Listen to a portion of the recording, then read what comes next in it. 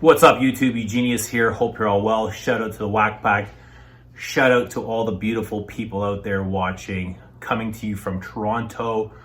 I'm going to be discussing a couple of things. I've got my Ben and Jerry's here. If I had 1 million flavors. I can't remember if I've tried this or not. I've also got my scent of the day, which is one of the greatest creations, quite possibly. One of my favorites too. This is L'Heure Bleue from Guerlain, one of the greatest brands.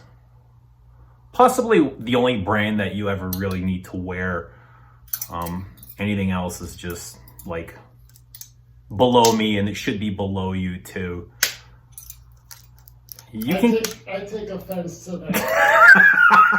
I forgot who was here and what was coming, but that's offensive.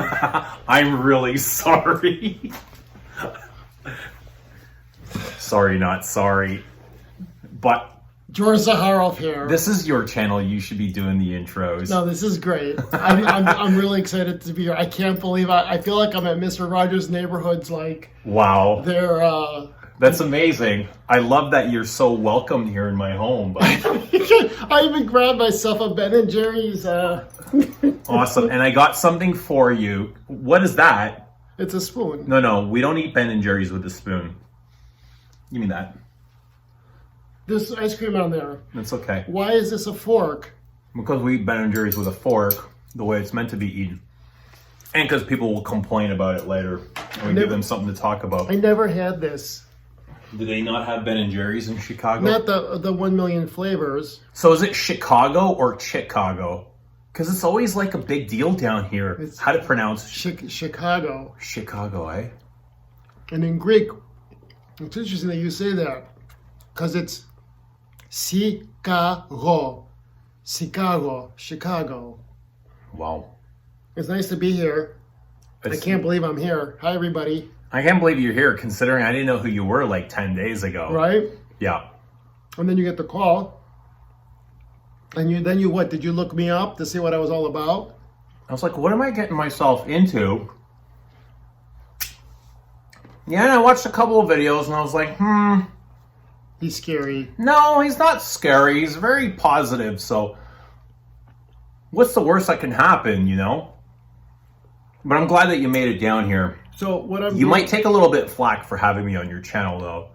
Well, you know what I do is I have no favorites, and I want to go to a broad spectrum. I want people to know that I'm coming into this looking in as a part of Looking out. Yeah. I want to look in and just give a cross reference of everybody, and I hope I don't get flack, because if anything, it's going to make you look nice. Unless I do it to myself and make myself look like an ass, right? Maybe. But I can't possibly be an ass with you next to me. Like, you just exude this positivity. It's disgusting, and it's driving me crazy already. I can't fucking stand it. I'm just kidding. So, I have this thing called Review the Reviewers. And I think is amazing, by the way, what right? you're doing, going around the world and meeting reviewers and sitting down with them and getting to know them personally. You know, a lot of reviewers don't like to get personal, or maybe they're afraid to, but I think that's the only way, and I think my hope is to change people's perceptions of how they see things, you know, or see each other. Because I have gone all over the world. The only place I haven't gone to is Australia. Yeah. And me saying this, my money people are going to be like, hell, you're not going back to Australia. And I was in Australia the past 3 years, probably a dozen times, and I didn't know that this existed, you know, this community. Really, that's because you're probably on the flat Earth part of Australia. We do the sandalwood in Australia. So I was in Western Australia.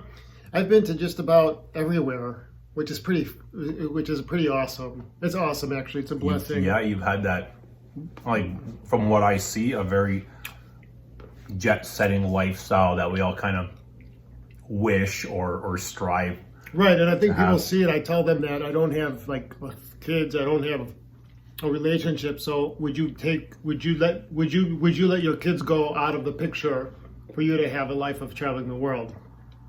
I'm content with, my life and my journey, and I don't know how much I'd change, but people always think the grass is greener on the other side. Always.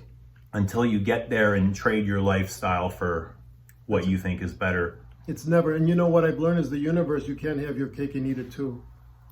You have to give something up for something else. We've all created, whatever life we're in, we've created it for ourselves. Right? We sound like Chinese fortune cookies right now. No, but the life that you're living, you're right, the life that you're living is what you've created in yourself, for yourself, through either manifestation or whatever. And this, where I am, this is what I've created for myself. And it's beautiful. And I've said that to you. I've said that, because sometimes you could be a little bit, I don't want to say the word abrasive. Please just be honest. Abrasive. But abrasive is an excellent word. And coming here, it's very relaxing. It's very zen. I told you that this is a very, very nice space. It's very calming. You're surrounded by beauty behind us. And so for somebody who could be a little bit, on edge a little bit. Abrasive? Oh, you mean yourself? No, you. And so a little bit on edge, abrasive, I guess. And it's funny because I was talking about how this is a safe space, but then there's this like fifth dimension that goes into here and outside to the world. And so we're talking about that. So let me ask you, so I'm doing this review the reviewer. I've been watching people, the creators, and I always wonder what their story is. And I'm sure people are wondering what your story is. And so I thought I would just travel and get people's stories because we all have one, right? Definitely. Look at this. There's an actual, it looks like a Reese's peanut butter cup, a whole There's a lot of peanut butter cups. Well, I think a big part of my story is I'm misunderstood. And I don't say that loosely. I think people really don't get my humor. There was a time where it was a lot more offensive. You probably don't even know. I don't know if you were around, but I did a very nasty video. And that was coming from a bad place, really. A place of fear and maybe insecurity. And ever since that, I've been looked at like the black sheep of this community. Which is, I did what I did. But after that, I kind of like... Do you want to talk about that? Do you want to talk about after that video? It's a little bit embarrassing, and but you took it down, right? I took it down because you felt like that wasn't really what you represent. I don't want you to put words in my mouth, but I'm really not. Don't let me put words in your mouth. No. Go ahead. So be good, because maybe that's a part of me saying it. I think I'm really not that person, and I don't know. Like in my videos.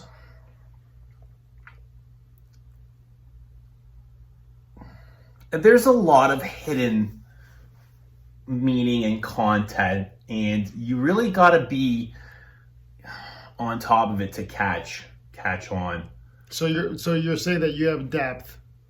There's more to it than there's just more to it than just perfume. And so there's more to it than perfume in the videos, yeah. And so you kind of use this as a therapy session. Yeah. Right? Yeah, you've got it right on. And so, I kind of take out a lot of my emotions through perfume. And, I get a lot of the emotions from perfume. So perfume plays, many roles in my life. That's pretty cool. Yeah. And so someone watching this, and they might say, oh, I don't know, why does he have that creep here? Let's just say, why does he have that creep on his channel? But I want people to know that on the other side, if you're watching his channel, you're actually being a therapist in a sense that you're actually have some compassion, listening to your thoughts and what's coming out. Maybe, I don't know. So, well, I'll tell you this. Tell me. For me, perfume has always been kind of there's this ardent perfume that we all kind of love. You can, from my family room, I can sniff perfume, and it's going to take me to the Spice Bazaar of India, a place that I'd probably never get to go in real life for whatever circumstance. But not only is it artistic, but but perfume's also a distraction for a lot of us. in a sense that it takes us away from a lot of our pains and miseries and our crappy 9-to-5 jobs and our, the emotions that we're constantly stuffing down and we don't want to face in real life. So we bury those and we mask those with these perfumes, which it's not always the best thing to do. So instead of looking inwards and figuring out what is it, that emotion that I'm stuffing down, we're burying those with, these things that we love, these perfumes, and we're getting lost in them. So they're a distraction. And that's huge. I mean, if anyone's listening to this now with you speaking, they're going to see that there's a lot in there. It's not surface. You're not a surface person. You really aren't. Which, you know what? I want to just give some background here. So were you born in Toronto? I was born in the city of Toronto. Your parents were immigrants from Eastern Europe. Okay. They came on a boat or a plane, or because my parents came on a boat. Okay. My father came on a boat. That's why I asked. My father came in the 60s and my mother came in the 70s. Okay, so my father came in the 50s. So I think he was 18. So it's right after World War II or during World War II. Yeah. In the 40s, 49, 50. So they came. It was pretty much a Did they third come into world New York? Country. Did they come into New York, or did they go? Which port? Toronto. I'm not sure. Oh, they flew in. They flew in from Toronto. Okay, yeah, my father. Okay, go ahead. And they came from pretty much what was a third world country, which was Yugoslavia at the time. Communist. Right, and they came here for a more prosperous life, looking. Okay, but we're talking about you. Okay, so right. Let's go. So I talk about your parents. Your parents came to here in the 60s and the 70s. And so you're born. You're one of what? How many kids in your... I got one brother and one sister. One brother and one sister. You're number what? First. Oh, so you're the first one. And so you go to high school, grammar school, you go to high school now. Started kindergarten. I couldn't speak a word of English. Were you born there? I was born here, but my parents were immigrants. They couldn't speak English. Okay. So I went and I couldn't speak any English. And I was kind of stuck in the corner, up against the wall with my fists up because I was the one being made fun of. I didn't speak any English, right? That's awesome. So that's kind of how it continued for me right up until I always had if these things could talk, they got a million stories to tell. Well, looking at your hands, they have a story to tell, right? Because they look like you use them a lot. I do in my daily job. Because I see, go like this for a minute. I want to just, if you're able to see... You see here, wait, I just want to see, there's a little bit of callus, right? And your hands are big hand, like you work with them, right? Yeah, absolutely. And then if you flip them over, they're you work with these hands. You can see how they're all twisted and mangled. A little bit, not, they're like gloves. They are. So tell me, what do you do? What do you do for a living? I'm a tool and die maker by day, so I'm a skilled tradesman.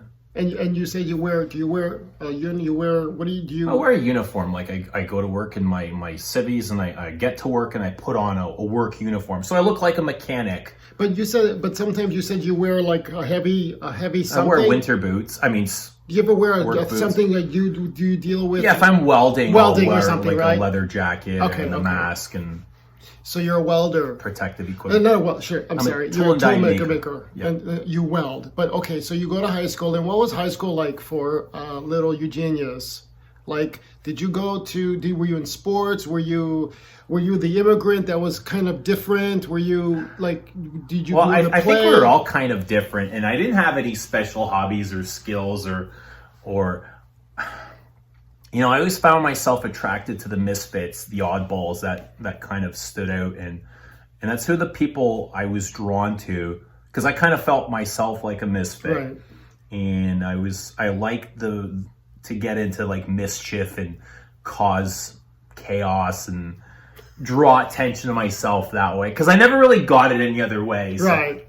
That's the way. That's interesting. Yeah. You never got attention? Right. Jesus. And now you have millions of views, people watching. Well, now that I have a voice and I have something to say and people are listening, I feel like I need to cause some kind of mischief. Yeah, a little bit. Do you get scared though? Do you like before, like you cause a little bit of here and you create a little bit of a ripple effect, but now you said you put things out there. Do you ever pay attention to what you're putting, or you just do it and be done with it and that's it? There was a time where I didn't really put much thought to it, and I'd throw it out there and I'd say a bunch of dumb stuff and I'd regret it. The next day. The next day I'd feel very heavy, and and then the day goes on and you're like, forgotten. Yeah, I'll pull that video down and see you later.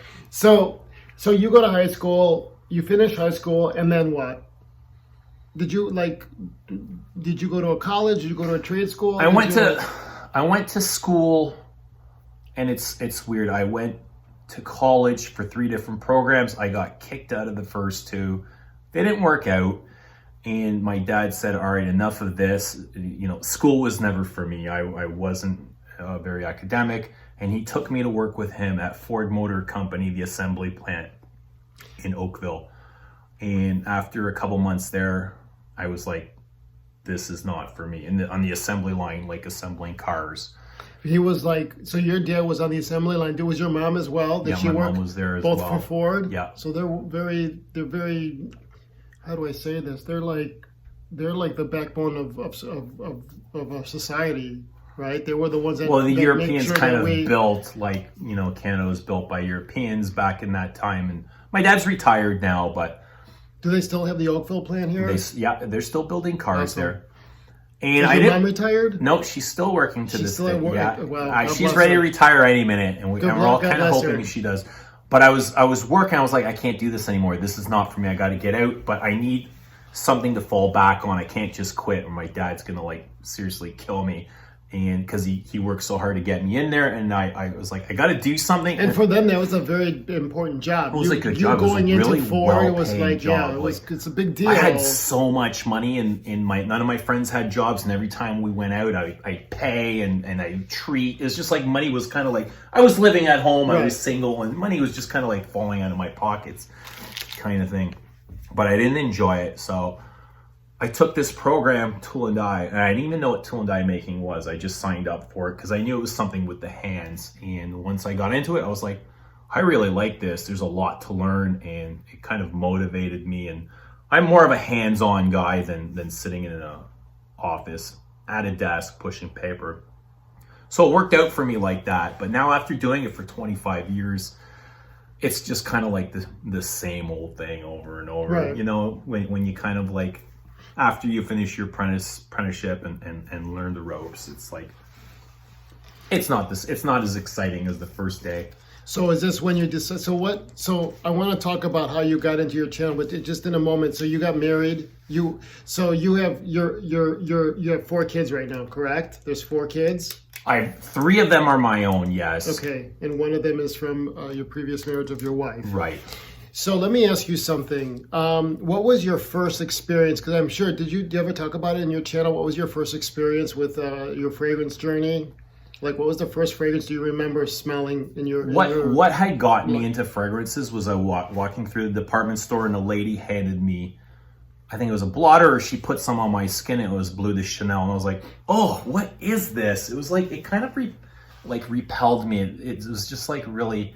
Does it still do that to you? No, I like it better now than back then, but I was like, what is this supposed to smell like? So I got home, and for the rest of the day, I Googled Bleu de Chanel, what does it smell like? And it just kind of opened up this door that led to a million other doors. Really? That's awesome. I was like, what in the fuck is this? It led me to YouTube, for Granica, base notes, all kinds of things. And it just kind of went if you like Bleu de Chanel, go try Platinum Egoist. And if you like Platinum Egoist, go smell Egoist. And I was like, whoa. This is fairly recent then, because, you didn't go back to the days of Jacquard and Cool Water. You didn't get into I had all those, but I wasn't intensely into fragrances. My mom was buying me fragrances at, 13 or 14 So years old. What's your first fragrance do you remember? The first one I remember is Hugo Boss and Obsession and Escape. I remember those sitting on my dresser, and they were all gifts from my mom. She loved fragrances. I can't remember the years. It's okay, no years here. I don't do years anyway. Right. No years. But I remember with my first job, I was bagging groceries at the grocery store. I knew my mom's love for fragrances, and I went and I bought her Dior's Poison, like on the year of the release or something. That was awesome. Like, yeah, it was was awesome massive. back in the day? It was a Wow, that was blockbuster. huge with the apple. Absolutely was, yes. It was a beautiful. And I love it to Everything this was day. beautiful. I love it to this day. You know, so I had asked you about the fragrances that are all right here, and I have to tell you, whoever's watching this, it's extensive, and it's. I would probably say the world's most beautiful fragrances are right there. And I even thought it when I was watching you. Like when I looked at this and I go, the man has taste. There's no one that could say otherwise. You have the world's, what would be considered the world's finest fragrances right there. Wow, those are huge right words. Here. But the thing that I have a little bit of an issue with is you just saying that it's either this or nothing. Because there's possibilities that There's endless possibilities, right. Especially with fragrance. With anything in life, right? But these are the ones that I've curated for myself that I've found to be the best of the best of the best, and that's kind of what I put together for me. And that's awesome. Everybody's fragrance counter or shelf is going to look vastly different. Yeah. And that's interesting when people take the only difference that I have to say, because you see people with thousands of fragrances behind them, but yours are what you have chosen for yourself. It's not you collecting them to do reviews on them, which I have no issue. Please, anyone watching this, I have no issues with anybody doing that. Because and so this is the fragrances that you love, that you have, and you spent quite a penny on those. And they're beautiful. They really are. Well, yeah. Like, what is the price of happiness? Even though they don't really bring you true happiness, but they do bring a little bit of gratification. But they take you on a trip. They take you on a journey. They take you, they take you to wherever you want. And like you said, that you don't really need to go anywhere. And so those are your first class tickets there, right? Yeah, it's probably cheaper with that. The thing is, so let me ask you. So you're going through a lot of self-discovery, I see, because just you talking now, and I sense that you're going through a whole renaissance of your own. And I wonder if it all has to play with you putting yourself out into the world and, exposing, opening your life and your heart to people. Let me ask you something. What do you want? Like, if I was at a party and they're like, oh, Eugenius, so what do you want people to say about you, like when they describe you, or what is it that I don't know? That's a good question. I've never really thought about that. The ego. What does my ego say about myself? Basically, is what you're asking. Probably. How important am I to society? What do I want people to say about me? I don't know. The guy loves fragrances. He has good taste in perfume. That's you say that? Like, would you really? I mean, there's nothing like, even your kids. Would your kids say that my dad likes perfumes? Like, what is it about you? They know I love perfumes. What defines me? I don't really know what defines. There's so many different aspects to life. Okay, so how about this? Because I think you're on the charts intelligence. Like, you're like. So that probably doesn't help you at all. You're too smart for your own good. But you love beautiful things. I think that, even just talking to him off camera, you describe the way you speak to me is very in a teaching way. And that's when I said you must be a very good father, because the way you describe and tell things, and you're animated. And so maybe that is also like, I don't know, like, what I want to say would describe. I don't want to say my job describes me. I don't want to say my children describe me, because one day they're going to grow up and they're going to leave and start their own families. At the end of the day, what do I want for myself is I want enlightenment. I want the ultimate freedom of happiness. And that's what I want to describe me. That's awesome. Is one day to be happy, to find eternal happiness. And I think that is the greatest gift that I can ever give to myself, before describing myself through my job or my perfume. These are just possessions, really. You know what? And I'm going to end it at this, because mark my words, I have a feeling that however long you decide to share us with your channel, I think that you are going to see a huge shift as you manifest those changes that you want for yourself over the course of time. And you know what? I think it'll be awesome to see that as you include your journey with fragrances and how you evolve, because I think we're going to see huge changes in you. I just sense it. I hope so. I feel like I'm entering a new phase into my life, and I really feel good, you know? I feel that too. Good. I feel that too. So and I really appreciate this. Go ahead. You want to finish? You going to say? Are we No, go ahead. I want you to finish. But this is so awkward for me to say, but I've done a lot of shitty things in this community. I almost feel like I need to apologize to anyone I've ever hurt or put down or kind of dragged through the mud, and just know that was coming from.